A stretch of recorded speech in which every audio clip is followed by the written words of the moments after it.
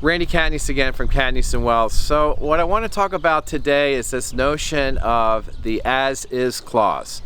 Many times when people buy horses or ponies, the sales contract will say words to the effect that you're buying the animal as is with all faults, and there's no warranty given. No express warranty, no implied warranty. And what that means is the seller's basically saying you're taking the animal the way it is right now today.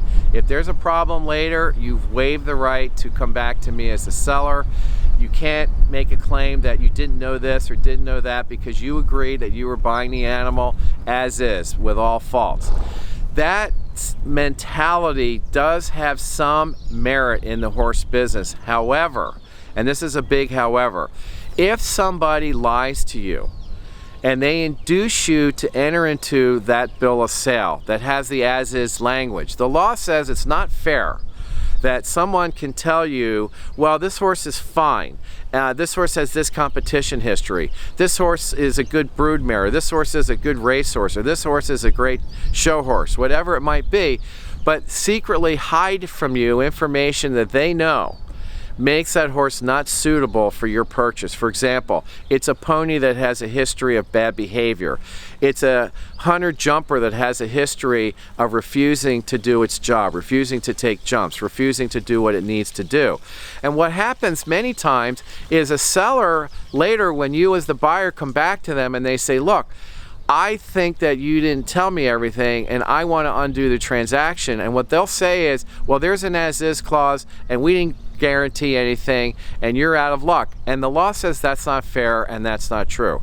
And the remedy is what's known as fraud in the inducement, meaning would you have purchased that horse? Would you have purchased that pony if you had known all the facts? And many times clients come to me and they say, hey, if I had known these facts, I would not have bought that pony, I would not have bought that horse. I certainly wouldn't have paid what I paid. And so the law gives you a relief, and the relief is if someone induced you to enter into the agreement by not telling you everything, which is called concealment of fact or concealment of information, or they misrepresented something to you. They knew what they told you was false at the time they made the statement to you, and you relied on that in entering into the contract. The law will give you relief. If you prove there was fraud, the law says we're going to undo the contract, we're going to make it voidable, which means that you at your election can say that contract is no longer going to be enforceable between us because you lied to me to get me to enter into the contract. So if you're a seller, the word to the wise is this: if you use as-is clauses, if you use the waiver of express or implied warranties, make sure you're still truthful with the buyer.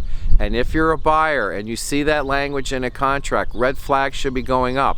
It doesn't mean that the person's lying to you, but what it means is you as the buyer better do your due diligence. Check the information, check everything you can before you buy that horse or pony, because if there's a problem later, the seller's going to say, I sold it as is with all faults, and that buyer wasn't diligent when they purchased the animal from me.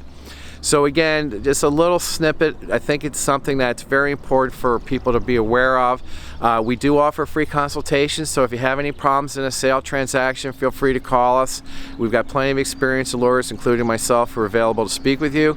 You can reach us at 818-707-0407, also at our website at cataneselaw.com. Thanks for watching.